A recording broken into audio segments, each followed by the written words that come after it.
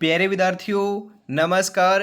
स्वागत है आप सभी का आपके अपने YouTube channel MP classes Jhunjhunu 2.0 के अंदर। जो भी विद्यार्थी राजस्थान चतुर्थ श्रेणी हाई कोर्ट प्यून भर्ती परीक्षा 2025 से, जी हाँ साथियों, यदि आप तैयारी कर रहे हो जो आपकी उच्च न्यायालय के अंदर प्यून की वैकेंसी निकल रखी है उसकी, तो आप सभी के लिए बहुत ही इंपॉर्टेंट क्लास होने वाली है। आज की इस बहुत ही बेहतरीन क्लास के अंदर दोस्तों आपके क्लास संस्कृति में जो बोलियां टॉपिक है ना, वहाँ से 50 महत्वपूर्ण क्वेश्चनों को उठाया गया है। जी हाँ, बहुत ही अल्टीमेट क्वेश्चन होने वाले हैं। मिक्स प्रैक्टिस के रूप में, मॉडल पेपर के रूप में 50 क्वेश्चन आपके होने वाले हैं। तो आज की क्लास फटाफट स्टार्ट करते हैं। इस क्लास की पीडीएफ आपको टेलीग्राम के ऊपर मिल जाएगी साथियों, तो ज्वाइन आपको फटाफट से जरूर कर लेना है। तो इसी के साथ आज की क्लास को स्टार्ट करते हैं। कल को आसान बनाने के लिए आज आपको कड़ी मेहनत करनी पड़ेगी। चल उठे और रच दे इतिहास। ये वक्त, ये उम्र वापस नहीं आएगी मेरे लल्ला। ध्यान में रखिएगा, ये समय वापस नहीं आएगा। गुड मॉर्निंग सभी को। राधे राधे, जय श्री कृष्णा, जय श्री श्याम, जय श्री राम। एक नंबर क्वेश्चन है इसी के साथ। राजस्थान की प्रथम सिंचाई परियोजना है। जी हाँ, राज्य की जो प्रथम सिंचाई परियोजना है वह कौन सी है बताओ? जवाई बांध परियोजना, चंबल नदी घाटी परियोजना, जाखम परियोजना, गंग नहर सिंचाई परियोजना। राइट आंसर देखने को मिल जाएगा आपका यहाँ पर गंग नहर सिंचाई परियोजना। जी हाँ, ऑप्शन नंबर डी आपका बिल्कुल बिल्कुल सही आंसर हो जाएगा साथियों। ध्यान में जरूर रखिएगा। इसी के साथ हम आगे बढ़ते हैं। इंपॉर्टेंट क्वेश्चन दोस्तों, वेरी इंपॉर्टेंट, ध्यान में जरूर रखिएगा। अगला जो क्वेश्चन है उससे पहले दोस्तों मैं आपको बताता हूँ, अभी तक आपने इस टेस्ट सीरीज को परचेज नहीं किया है तो मात्र दोस्तों 10 मॉडल है पर आपको 69 रुपये में। जी हाँ, 10 मॉडल है पर आपको मात्र 69 रुपीज़ के अंदर आपको मिल रहे हैं। तो फटाफट दोस्तों आपको 10 मॉडल पेपर परचेज कर लेना है। हर एक मॉडल पेपर में 120 क्वेश्चन है, उनके आंसर है, उनकी व्याख्या है। जी हाँ, 9636 175 905 के ऊपर पेमेंट कीजिएगा और इसी नंबर के ऊपर स्क्रीनशॉट सेंड करते ही 10 मॉडल पेपर आपको मिल जाएंगे। तो देरी किस बात के, फटाफट से परचेज जरूर कर लीजिएगा। अगला क्वेश्चन है इसी के साथ साथियों, भर्तृहरि का मेला किस संप्रदाय को समर्पित है? जी हाँ, बताओ कौन से संप्रदाय को समर्पित है? यहाँ पर राइट आंसर आपका क्या हो जाएगा? नाथ संप्रदाय, विष्णुई संप्रदाय, जसनाथी संप्रदाय, लालदासी संप्रदाय। जी हाँ साथियों, नाथ संप्रदाय से संबंधित है। ऑप्शन नंबर ए आपका सही रहेगा। अगला क्वेश्चन है, डाकन प्रथा को कब गैर कानूनी घोषित किया गया? 1857 ईस्वी में, 1853 ईस्वी में, 1839 ईस्वी में, 1841 ईस्वी में। जी हाँ साथियों, कब किया गया था? बिल्कुल 1853 ईस्वी में किया गया था। ऑप्शन नंबर बी आपका सही रहेगा। अगला क्वेश्चन है इसी के साथ, भराव क्षमता की दृष्टि से राज्य के पश्चिमी भाग का सबसे बड़ा बांध कौन सा है? जाखम बांध, जवाई बांध, सरदार सरोवर बांध, कडाना बांध। जी हाँ, राइट आंसर आपका यहाँ पर देखने को मिल जाएगा, जवाई बांध है। ऑप्शन नंबर बी आपका सही रहेगा साथियों। अगला क्वेश्चन इसी के साथ, राणा राज सिंह मेवाड़ समकालीन था अकबर के, जहांगीर के, औरंगजेब के, शाहजहां के? जी हाँ साथियों, किसके समकालीन था? बिल्कुल सही आंसर आपका यहाँ पर देखने को मिल जाएगा साथियों, औरंगजेब के। जी हाँ, औरंगजेब दोस्तों दिल्ली का आपका सुल्तान था जब आपका मेवाड़ का सुल्तान राणा राज सिंह थे। ध्यान में रखिएगा। अरे अकबर, जी हाँ, अकबर जो आपका शासन करता था ना आपके दिल्ली के अंदर, उस समय आपके मेवाड़ के राजा कौन थे? पहले तो दोस्तों अकबर जहाँ का राजा था ना, उस समय आपके उदय सिंह आपके मेवाड़ के दोस्तों बात करें यहाँ पर राजा थे, शासक थे। उसके बाद दोस्तों उनकी मृत्यु के बाद महाराणा प्रताप भी दोस्तों आ चुके थे। उनके शासनकाल में भी दोस्तों अकबर आपके राजा रहे हैं। और उनके बाद दोस्तों तीसरे दोस्तों राजा थे ना आपके मेवाड़ के, उनका नाम था अमर सिंह। वह भी दोस्तों आपके अकबर के शासनकाल के अंदर ही यहाँ पर दोस्तों समकालीन शासन किया था। ध्यान में रखिएगा, इन तीनों दोस्तों राजाओं ने यहाँ पर शासन किया था। उस समय आपके अकबर दिल्ली के सुल्तान थे। अगला क्वेश्चन है, श्री सरस्वती पुस्तकालय जो अलभ्य एवं दुर्लभ साहित्य का अप्रतिम खजाना है स्थित है, कहाँ पर है? लाडनू नागौर, वनस्थली टोंक, तिजोनिया अजमेर, कोटा। 6 नंबर का बिल्कुल बिल्कुल सही आंसर हो जाएगा लाडलो वनस्पति टोंक। जी हाँ, वनस्थली टोंक के अंदर है। ऑप्शन नंबर बी आपका सही रहेगा लाडलो। अगला क्वेश्चन है, निम्नलिखित में से किसका तोल आंदोलन के साथ संबंध था? जयनारायण व्यास, चांदमल सुराणा, हरिदेव जोशी, माणिक्यलाल वर्मा। जी हाँ, जो तोल आंदोलन है ना, उसका संबंध चांदमल सुराणा से था। जी हाँ, ऑप्शन नंबर बी आपका सही रहेगा। अरे जो तोल आंदोलन था ना, वह आपका मारवाड़ रियासत के अंदर हुआ था। कौन से के अंदर हुआ था? मारवाड़ के अंदर हुआ था। ध्यान में जरूर रखिएगा लाडलो, वेरी इंपॉर्टेंट क्वेश्चन पूछा जा सकता है। अगला क्वेश्चन है, राजस्थान का कौन सा शहर सीमेंट का सबसे बड़ा उत्पादक है? यहां पर मेरे भाई प्रथम फैक्ट्री की बात नहीं की जा रही, सबसे बड़े उत्पादन की बात की जा रही है। भीलवाड़ा, कांकरोली, भरतपुर, चित्तौड़गढ़।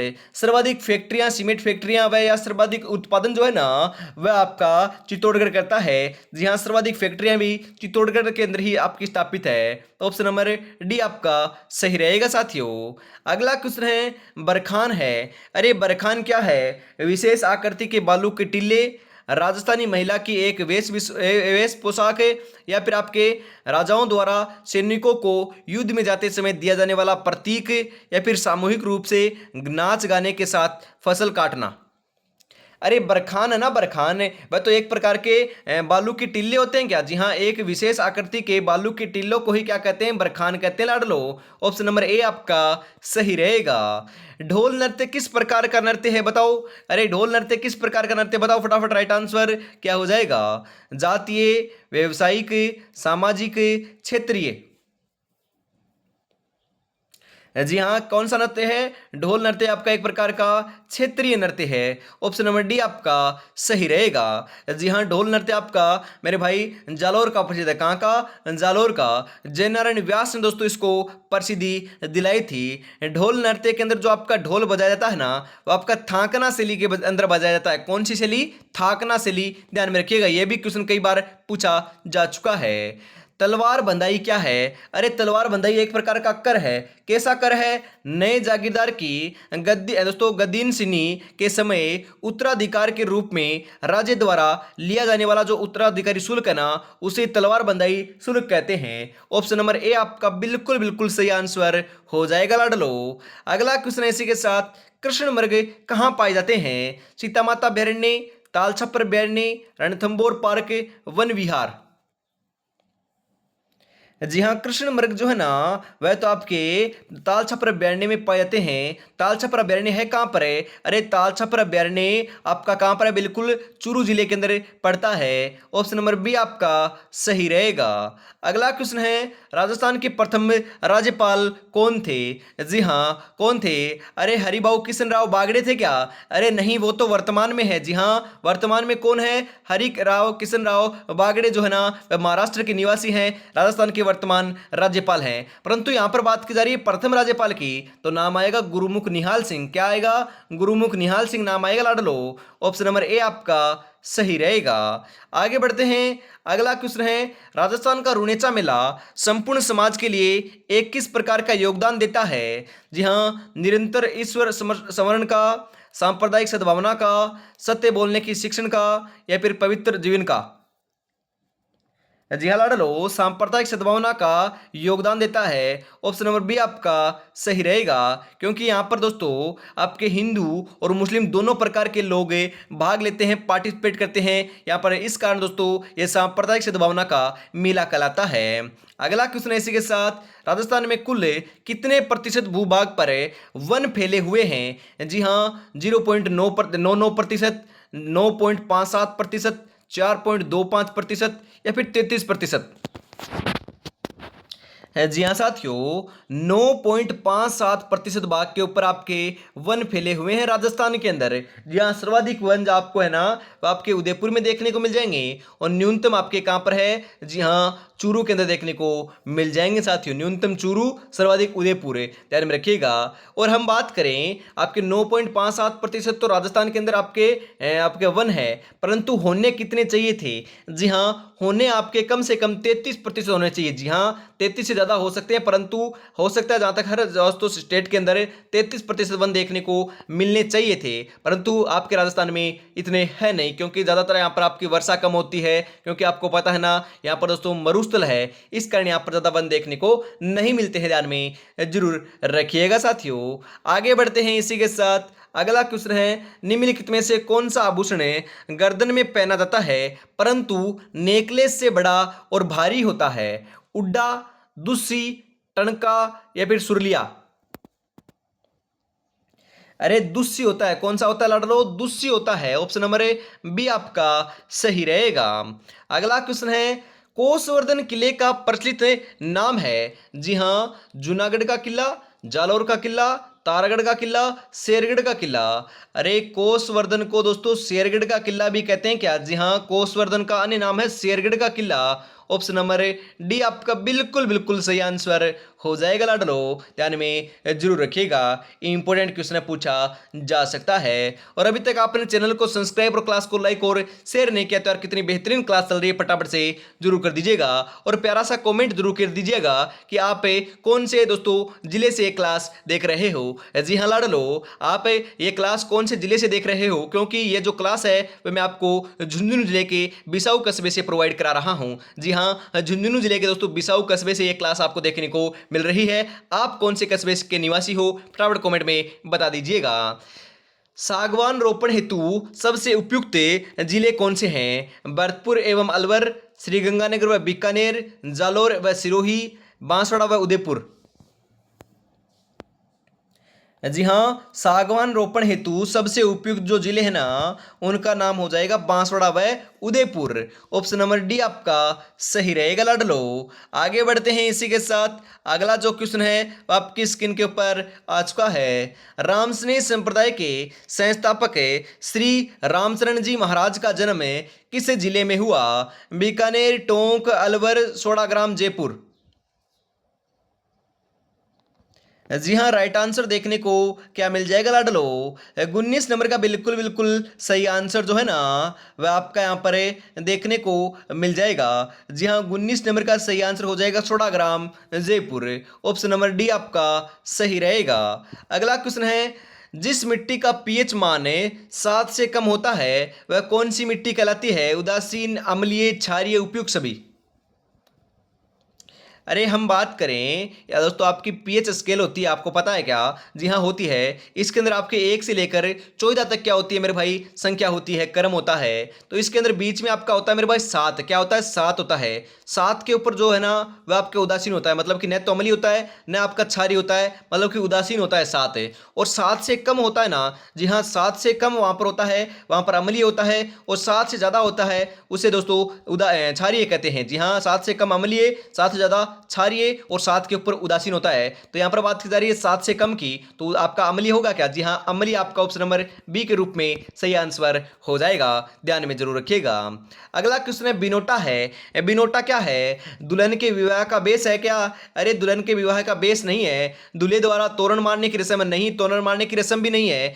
दूल्हा दुल्हन के विवाह की जूतियां, हाँ जी हाँ बिल्कुल, दूल्हा दुल्हन के विवाह की जूतियों को क्या कहते हैं? बिनोटा कहते हैं। ऑप्शन नंबर सी आपका सही रहेगा लाडलो। आगे बढ़ते हैं। अगला क्वेश्चन है, वेली किशन, रुक्मणी रिवचनिका और राव जेतसी रो छंद, इन 2 डिंगल में लिखी पुस्तकों को संपादित करने का श्रेय किसे दिया जाता है? विजयदान देथा, ठाकुर केसरी सिंह बारठे, डॉक्टर टेसीटोरी या फिर लक्ष्मी कुमारी चुंडावत। सही आंसर देखने को मिल जाएगा लाडलो, डॉक्टर टेसीटोरी। ऑप्शन नंबर सी आपका सही रहेगा। अगला क्वेश्चन है, इमारती पत्थर के उत्पादन में राज्य का देश में स्थान है? प्रथम, द्वितीय, तृतीय, चतुर्थ। जी हाँ साथियों, कौन सा स्थान है? बिल्कुल सही आंसर आपका यहाँ पर देखने को मिल जाएगा, प्रथम स्थान है। ऑप्शन नंबर ए आपका सही रहेगा। अगला क्वेश्चन है इसी के साथ, सती प्रथा पर सर्वप्रथम रोक लगाने वाली रियासत कौन सी थी? भरतपुर 1836, धौलपुर 1834, अलवर 1830, बूंदी 1832। सती प्रथा पर सर्वप्रथम रोक लगाने वाली जो रियासत थी ना, उसका नाम था आपका अलवर, और 1830 में लगाया था। जी हाँ, अलवर रियासत ने 1830 में लगाई थी। ऑप्शन नंबर सी आपका सही रहेगा, ध्यान में जरूर रखिएगा। जमी पर बैठकर क्या आसमान देखता है, परों को खोले जमाना सिर्फ उड़ान देखता है, जमाना सिर्फ उड़ान देखता है। इसी के साथ दोस्तों आगे बढ़ते हैं। अभी तक आपने चैनल को सब्सक्राइब और क्लास को लाइक और शेयर नहीं किया तो फटाफट से जरूर कर दीजिएगा साथियों। सती प्रथा पर सर्वप्रथम रोक लगाने वाली रियासत कौन सी थी? अरे सेम रिपीट क्वेश्चन हो चुका है। जी हाँ, 1830 अलवर आपका सही रहेगा। मानगढ़ भीलवाड़ा में निम्नलिखित में से किसकी समाधि स्थित है? महाराणा प्रताप की, राणा सांगा की, राणा कुंभा की, इनमें से कोई नहीं। 26 नंबर का बिल्कुल बिल्कुल सही आंसर जो है ना, वह आपका यहां पर देखने को मिल जाएगा साथियों, राणा सांगा की। ऑप्शन नंबर बी आपका सही रहेगा। अगला क्वेश्चन है, दर्रा वन्यजीव अभयारण्य किस जिले में स्थित है? जी हाँ, सीकर, चूरू, कोटा, करौली। कहां पर है? बिल्कुल बिल्कुल दर्रा वन्यजीव अभयारण्य कोटा के अंदर है। कहां पर है लाडलो? कोटा में है। ऑप्शन नंबर सी आपका सही रहेगा। अरे मेरे भाई, सर्वाधिक साक्षरता है ना, वह कोटा जिले की है। कौन से जिले की है? कोटा जिले की है। 2 नंबर पर कौन से की है? जयपुर की है, ध्यान में रखिएगा। सर्वाधिक पुरुष साक्षरता झुंझुनू की है।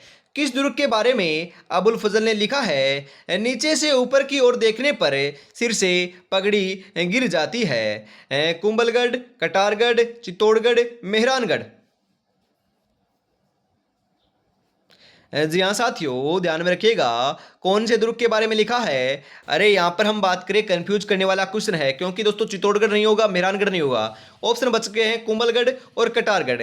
जी हाँ, यदि ऑप्शन में कटारगढ़ ऑप्शन में ना आए तो आपको कुंभलगढ़ कर कर आना है। क्या कर कर आना है?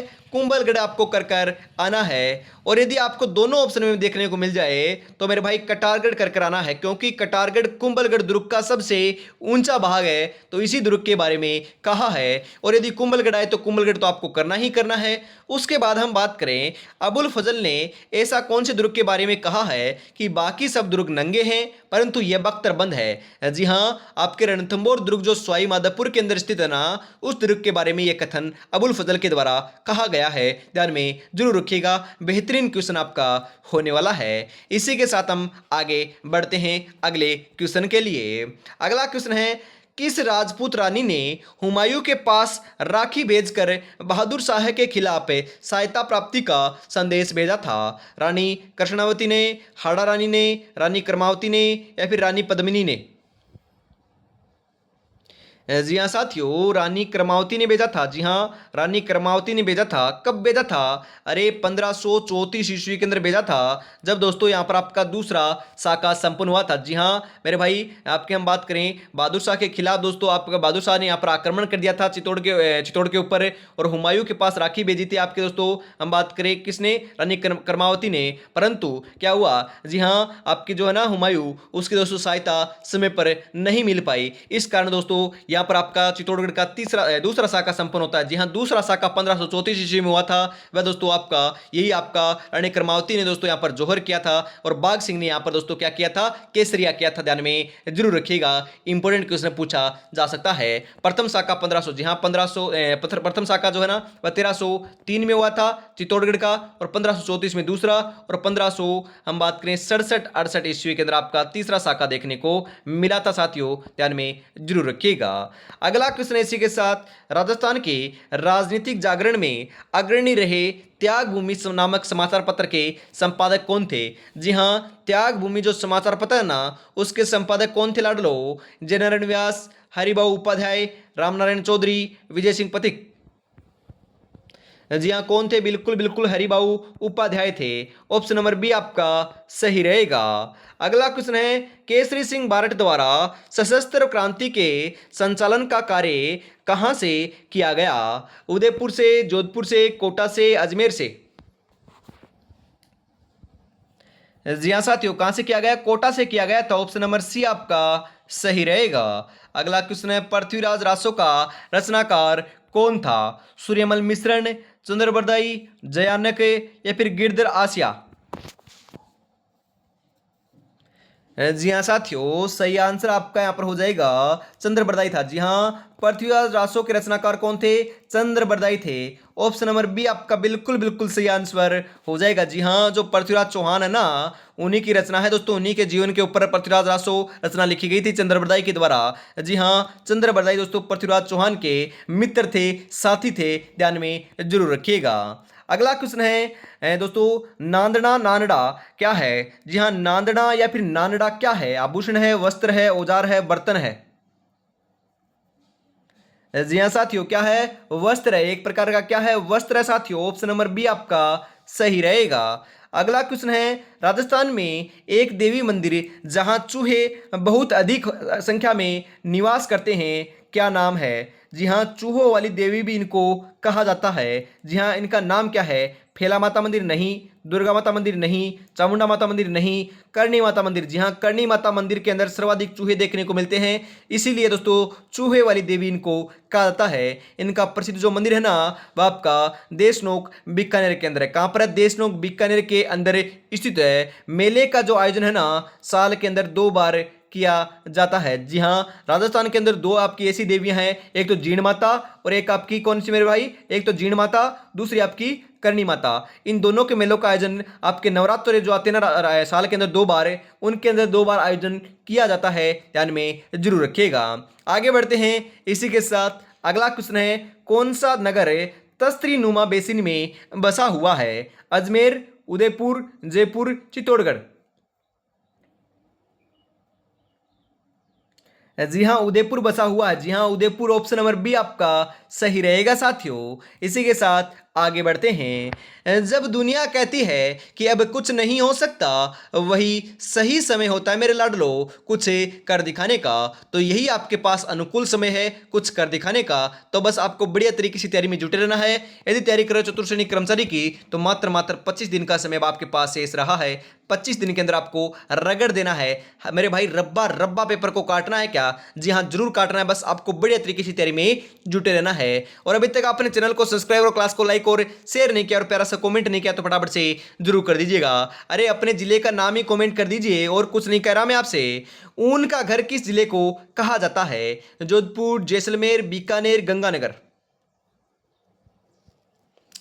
जी हाँ साथियों, ऊन का घर तो बीकानेर को कहते हैं क्या? जी हाँ, ऊन का घर तो बीकानेर को कहते हैं। सर्वाधिक ऊन का उत्पादन भी यहीं पर होता है। और ऊन की सर्वाधिक जो आपकी सबसे बड़ी मंडी है ना, एशिया की सबसे बड़ी, वह भी आपकी बीकानेर के अंदर ही आपकी स्थित है लाडलो। जी हाँ, हम बात करें आपका ऊंट प्रजनन केंद्र भी जोहड़बीड़ बीकानेर के अंदर ही स्थित है, ध्यान में जरूर रखिएगा। अगला क्वेश्चन है, राजस्थान का कौन सा जिला जो उत्तर में स्थित है? गंगानगर, बांसवाड़ा, जैसलमेर, धौलपुर?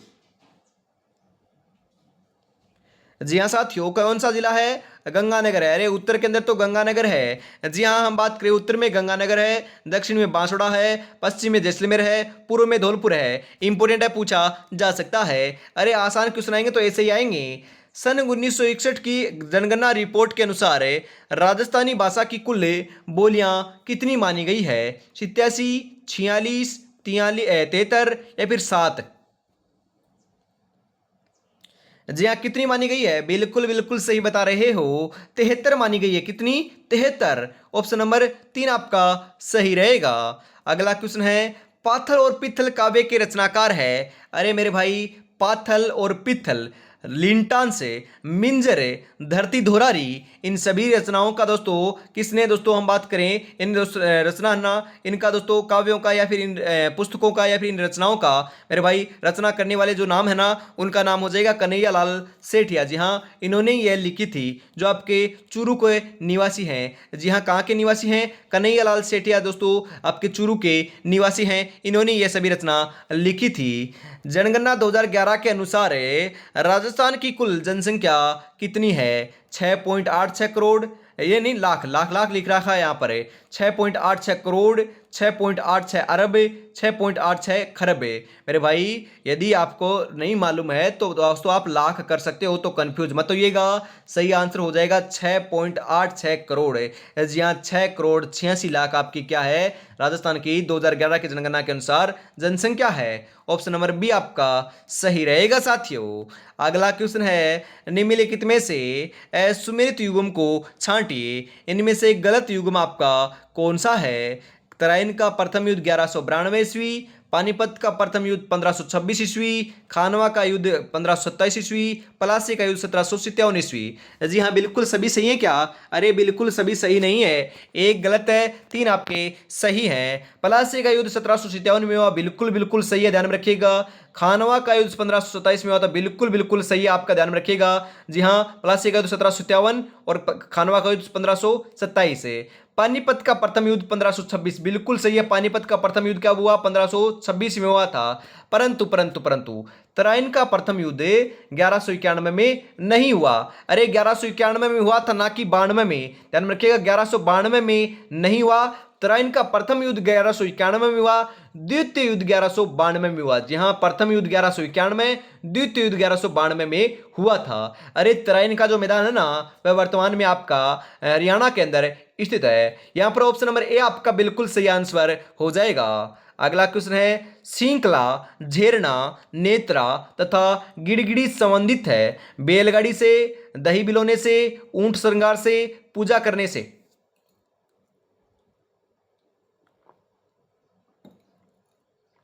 जी हां, दही बिलोने से। कहां से है? दही बिलोने से है। ऑप्शन नंबर बी आपका सही रहेगा साथियों। अगला क्वेश्चन है, राष्ट्रपति किसके समक्ष से शपथ लेता है? प्रधानमंत्री के, कैबिनेट के, मुख्य न्यायाधीश के या फिर उपराष्ट्रपति के? राष्ट्रपति है ना, राष्ट्रपति वह मुख्य न्यायाधीश के समक्ष से शपथ लेता है साथियों। ऑप्शन नंबर सी आपका सही रहेगा। हम बात करें राष्ट्रपति के द्वारा आपके राज्यपाल की नियुक्ति की जाती है, किसकी? राज्यपाल की, ध्यान में रखिएगा, राज्यपाल की नियुक्ति की जाती है। राज्यपाल के द्वारा मुख्यमंत्री की नियुक्ति की जाती है, ध्यान में जरूर रखिएगा। अगला क्वेश्चन है, भारत के संविधान के किस भाग में मूल अधिकारों का उल्लेख किया गया है? Very important question. भाग 1 में, भाग 2 में, भाग 3 में, भाग 4 में? जी हाँ साथियों, कौन से में किया गया है? बिल्कुल सही बता रहे हो, भाग 3 में किया गया है। ऑप्शन नंबर सी आपका सही रहेगा। अगला क्वेश्चन है, भारतीय संविधान में मूल कर्तव्यों का समावेश किया गया 1975 में, 1976 में, 1977 में, 1978 में? जी हाँ, बिल्कुल बिल्कुल सही आंसर देखने को मिल जाएगा 1976 ईस्वी में। ऑप्शन नंबर बी आपका सही रहेगा साथियों। अगला क्वेश्चन है, भारतीय संविधान के किस अनुच्छेद के अंतर्गत राजस्थान राज्य सूचना आयोग की स्थापना हुई थी? जी हाँ, कौन से अनुच्छेद के अंतर्गत हुई? अनुच्छेद 243 के। ऑप्शन नंबर बी आपका सही रहेगा। अगला क्वेश्चन इसी के साथ है, राजस्थान के पहले लोकायुक्त कौन थे? अरे राजस्थान के पहले जो आपके लोकायुक्त है वह कौन थे? वेरी इंपॉर्टेंट क्वेश्चन, छपेगा, 100% छपेगा, प्रथम व्यक्तित्व आएगा, जरूर आएगा। V S. Dave, D P. Gupta, M S. Joshi, I D. Dua. जी हाँ साथियों, कौन थे? बिल्कुल बिल्कुल सही बता रहे हो, आई.डी. दुआ थे। ऑप्शन नंबर डी आपका सही रहेगा। अगला क्वेश्चन है, मीरा के गुरु कौन थे? रैदास, धन्ना, पिप्पा, कबीर? जी हाँ, मीराबाई का जो है ना जन्म आपके, हम बात करें, नागौर के अंदर हुआ था। इनका जो नागौर के अंदर हुआ था क्या? अरे मेरे भाई, मेड़ता नागौर। जी हाँ, मेड़ता नागौर के अंदर तो इनका आपका प्रसिद्ध मंदिर स्थित है, परंतु इनका जन्म जन्म जो है ना वह कुड़की के अंदर हुआ था। कहाँ पर हुआ था? कुड़की के अंदर हुआ था। इनका प्रसिद्ध जो आपका तीर्थ स्थल बोल सकते हो, इनका मंदिर बोल सकते हो, चित्तौड़गढ़ के अंदर और आपका मेड़ता के अंदर, दो आपके मंदिर राजस्थान में स्थित है। सर्वाधिक प्रसिद्ध जो मंदिर है वह आपका चित्तौड़गढ़ के अंदर आपका स्थित होने वाला है, ध्यान में रखिएगा। मीराबाई के गुरु का नाम था संत रैदास। क्या नाम था? संत रैदास था। ऑप्शन नंबर ए आपका सही रहेगा लाडलो। अगला क्वेश्चन है, निम्नलिखित में से जो झील मीठे पानी की नहीं है वह कौन सी है? जयसमंद, सांबर, पिछोला, नक्की झील? अरे सांबर झील तो खारे पानी की झील है, भारत की सबसे बड़ी। तो ये तो आपकी मीठे पानी की थोड़ी ना है, ये तो खारे पानी की है। तो यही आपका ऑप्शन नंबर बी आपका सही रहेगा।